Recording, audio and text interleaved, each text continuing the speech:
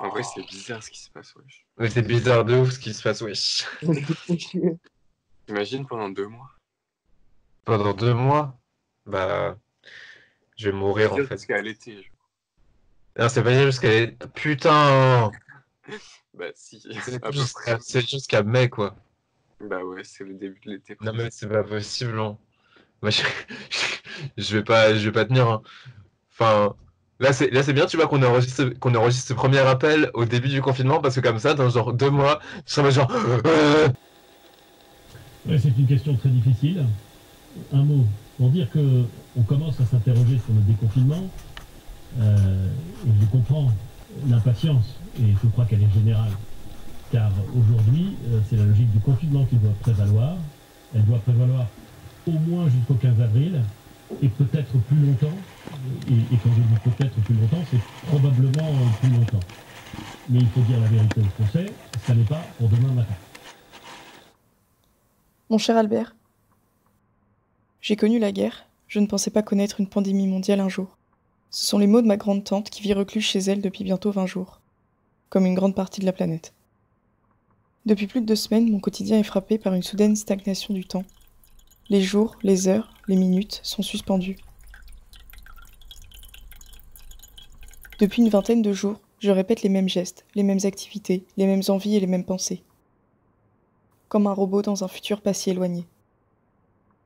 Se lever, manger, jouer, faire du sport, se laver, manger encore, jouer encore, bronzer, manger à nouveau, applaudir.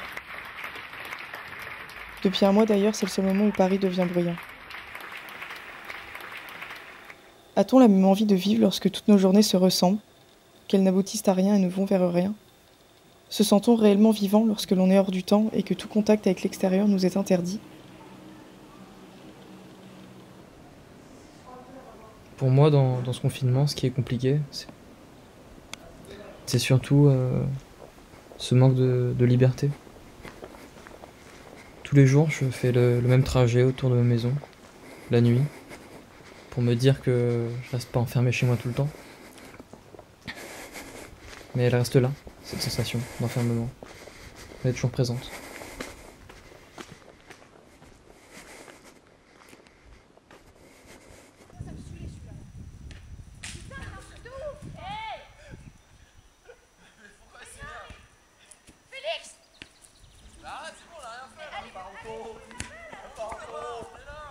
Ici, on ressent pas le confinement comme tout le monde. C'est un peu comme des vacances entre potes, mais interminables.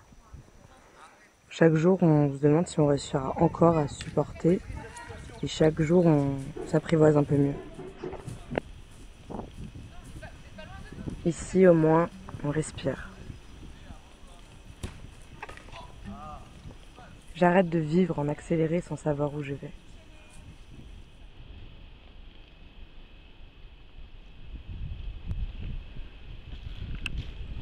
Cette nuit, j'ai rêvé que je prenais l'autoroute en vélo pour aller travailler. Deux potes à moi me disaient comment faire en m'incitant à aller toujours plus vite. J'avais peur, mais j'étais obligée. Tourne, tu dois être plus rapide à l'entrée de l'autoroute. À un moment, je m'aperçois que c'est complètement insensé.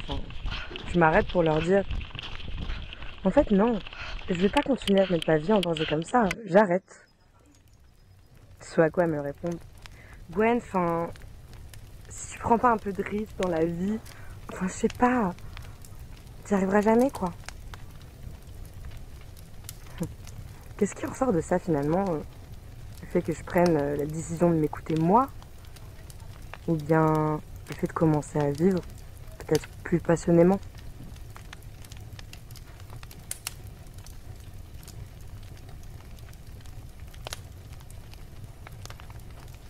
Attends, redis ce qui est arrivé.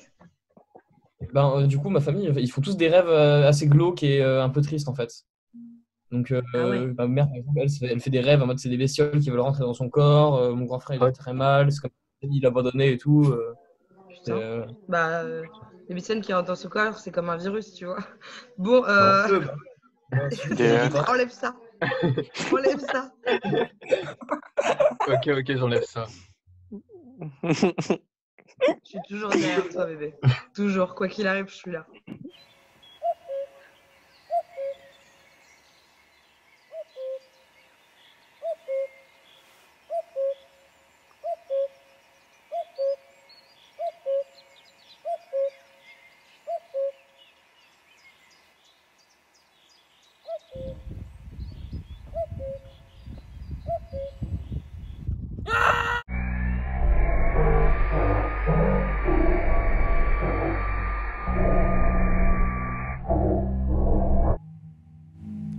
Je crois que je me suis habitué à cette période étrange. Au début, j'avais peur. La solitude est une amie à moi qui me joue souvent de mauvais tours. Le truc, c'est que là, c'est ma seule amie présente à mes côtés. Alors bon, elle m'embête moins que d'habitude. Elle est obligée d'être ici, donc elle n'est pas si méchante. J'essaie de faire des trucs, mais tourner en rond, c'est fatigant et ça me donne mal à la tête. Je préfère quand même quand on se crie dessus. C'est moins bruyant que ce vide qui me fait du bien, mais qui est vraiment très vide. Je te laisse ici, la nuit se couche enfin. Maintenant, j'ai peut-être une chance de te croiser.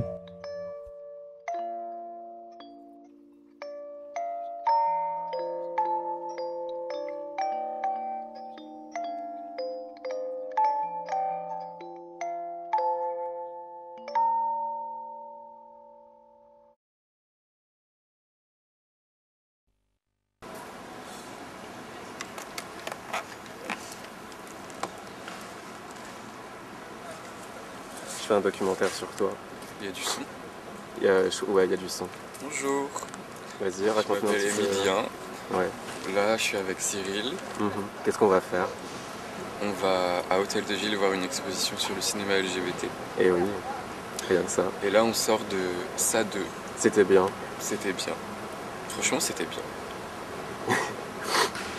Voilà. On va prendre un petit café. Et après, ce soir, on va voir Gwen dans son travail. Et oui, surtout le plus important. Et on va boire. Bah oui, évidemment.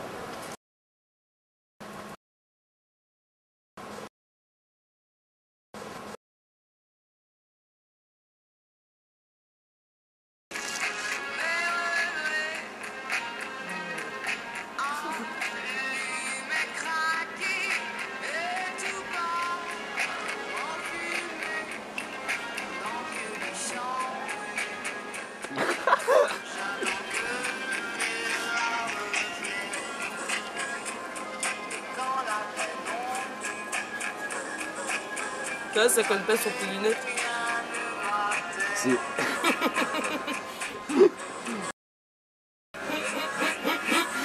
Oui.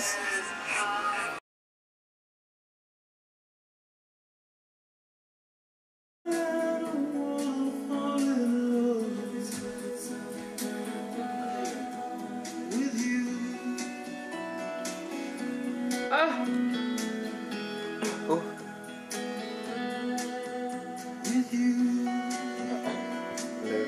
Des zooms. Ah. Trop bien, trop bien.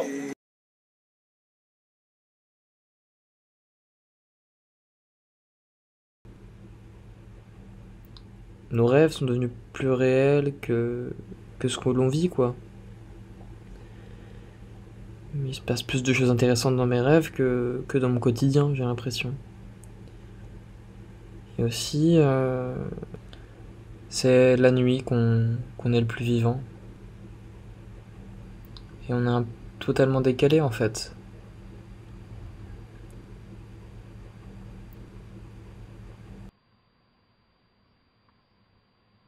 Je pense qu'en effet, quand nous dormons, notre esprit fait un transfert des choses qui nous manquent.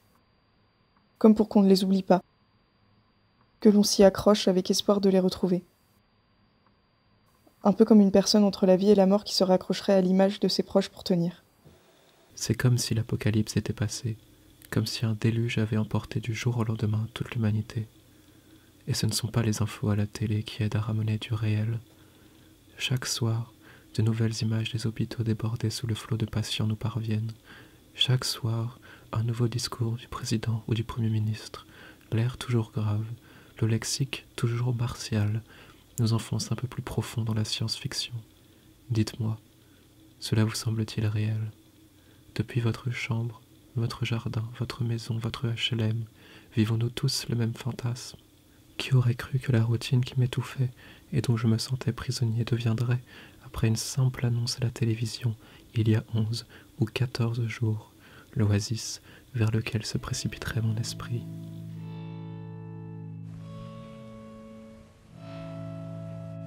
Cette nuit, j'ai rêvé que j'avais une tête de fleur posée sur mon corps d'humain, et toutes les fleurs du monde avaient ma petite tête posée sur leur petit corps de fleurs, quelque chose comme ça. Parfois, je me dis que mes rêves sont des rêves d'enfants, même si je crois pas qu'il y ait des rêves d'adultes, mais tu dois voir ce que je veux dire. En réalité, si t'imagines bien mon rêve, ça fait un peu comme un cauchemar, non? Si toutes les fleurs avaient une tête d'humain, et si en plus c'était la mienne. Tiens d'ailleurs, en parlant de cauchemar. Là, ça fait un mois que j'écris de ma maison à la campagne, mais maintenant c'est mon angoisse qui l'habite, et elle fait grave comme chez elle. Elle me dit, toi de toute façon tu sais pas encore, mais ta vie d'avant elle est finie, et puis tes amis t'ont oublié, et lui aussi d'ailleurs. Elle me dit, oh Emilien, réveille-toi, l'école c'est fini, alors trouve un travail et paye ton loyer. T'as 22 ans bientôt, tu crois pas qu'il est temps? Si, bien sûr, tu as raison, mais c'est que là je suis un peu pris de court avec le confinement, tu vois. Moi je lui réponds ça, mais elle ne m'écoute pas vraiment. C'est super silencieux la campagne, mais plus trop maintenant que toutes mes angoisses elles viennent squatter. Elle me dit aussi que je vous reverrai peut-être jamais, ou alors dans super longtemps.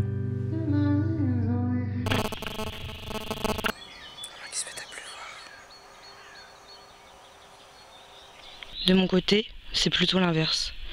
Nous sommes toujours plus nombreux, et je ne me retrouve plus. Nous étions 7 la semaine dernière, nous sommes 9 aujourd'hui. Nous serons 11 demain et 13 la semaine prochaine. Comme si nous étions le dernier radeau sur lequel se raccrocher. Mais je sens que nous n'allons pas tarder à couler.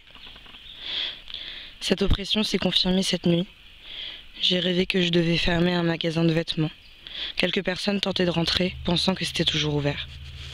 L'entrée du magasin était immensément large, constituée d'une dizaine de portes, les unes à côté des autres. Je disais alors haut et fort, de manière assurée et agacée: Mesdames et messieurs, le magasin est fermé. Que faites-vous donc? Je répète, le magasin est fermé. Mais les gens entrèrent toujours plus nombreux, et je me fatiguais à force de crier. Je tentais de bloquer les portes, mais des centaines et des milliers de personnes encombraient le chemin. Je n'avais aucun contrôle sur la situation, c'était la panique. D'ailleurs, en me réveillant, j'avais une grosse douleur au pied.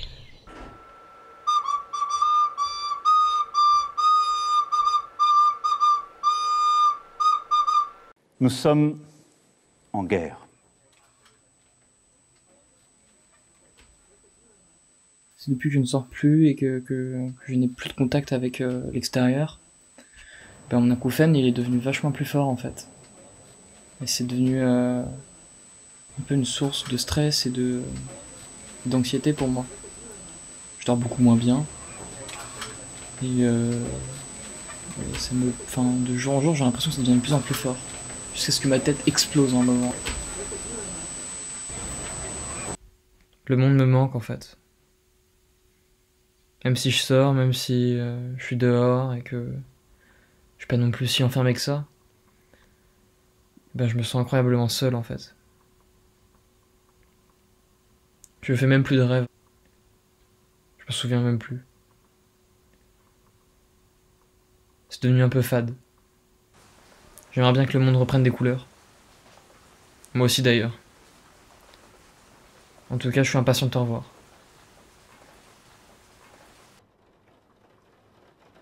Salut Cyril. Je ne sais pas comment tu as vécu cette nouvelle allocution du gouvernement, mais pour ma part, ce n'était pas incroyable. Naïvement, dans ma tête, je m'étais dit que je pourrais aller voir ma famille sur l'île de Ré, mais c'est largement au-delà des 100 km. Surtout que les personnes à risque doivent rester confinées encore et encore, et comme ma mère est malade, c'est encore moins envisageable. Et comme si c'était pas assez, j'ai cette petite voix dans ma tête qui me fait culpabiliser car je ne fais rien de tout ce temps libre. J'ai beau lui répéter que ni ma tête ni mon cœur ne sont à la création. Elle me répète qu'à la fin de ce merdier, je regretterai, et que je me dirai « Putain Léa, t'avais 2 mois pour faire des choses et t'as rien fait ».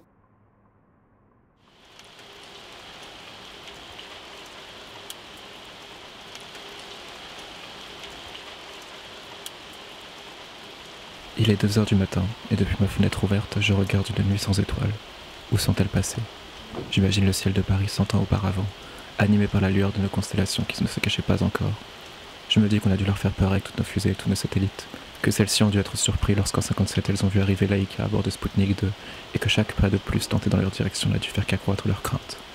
Qui a pris le temps de regarder vers le ciel et de demander aux étoiles si elles étaient d'accord pour que l'être humain se joigne à elles?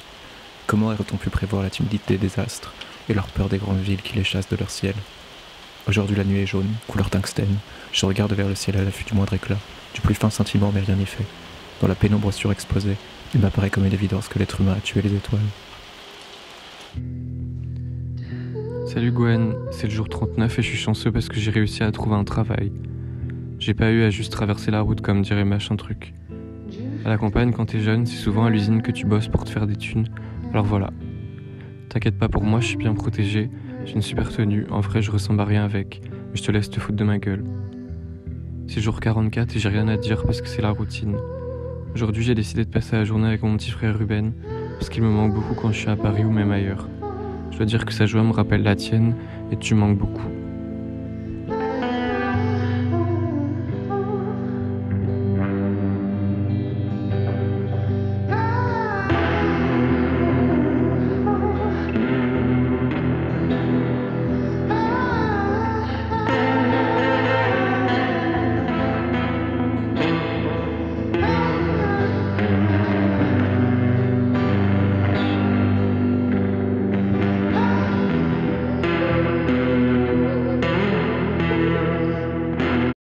Exact, et on se fait un câlin collectif.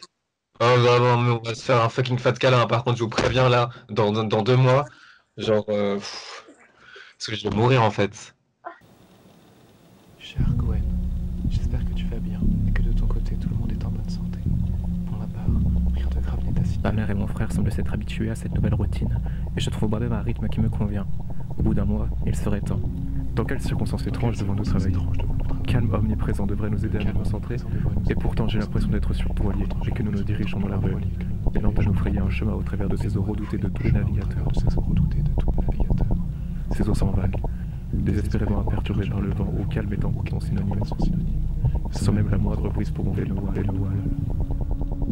Je n'ai cette pertinence de nos témoignages. Qui voudrait nous écouter? Quel intérêt est-ce que nos récits nous sont scientifiques? Nous qui vivons juste chaque jour de... Je commence à notre point identique. L'heure de vie de deux. Vie d'un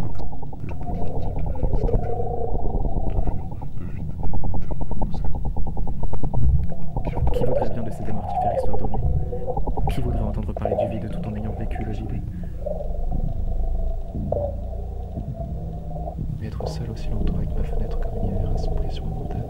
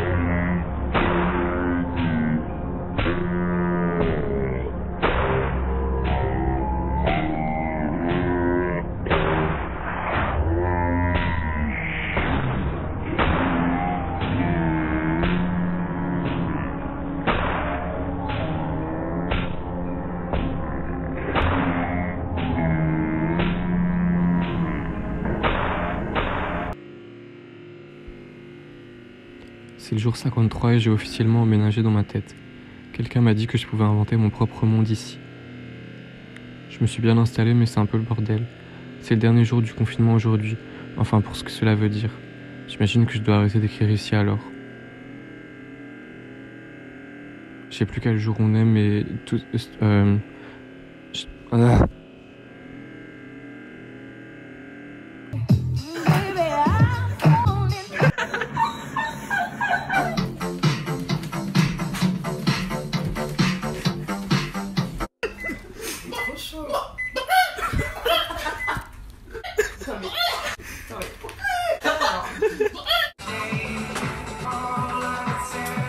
I love you.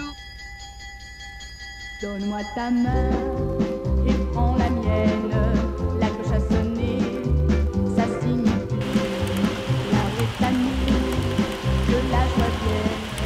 Mais oui, il est fini.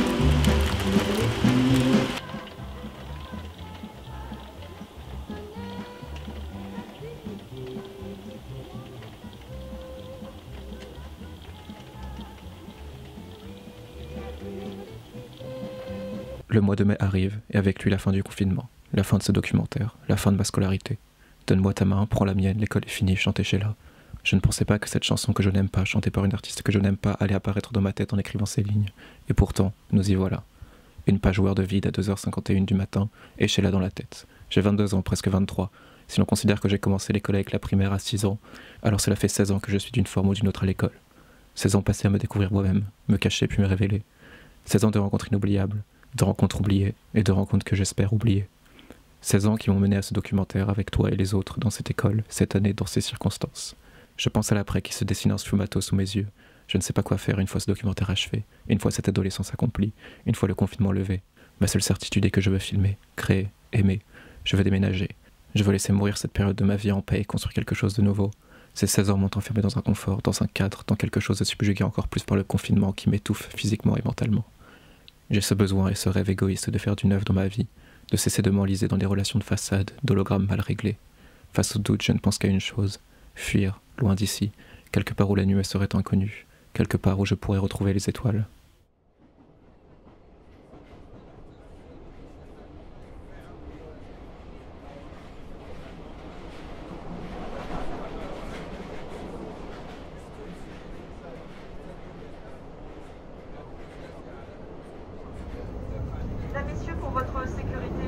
Des gestes barrières. Merci de bien vouloir rester à votre place jusqu'à l'arrêt complet du TGV et de ne pas stationner dans les couloirs. Et de ne pas laisser ni masque, ni gants, mouchoirs usagés à votre place.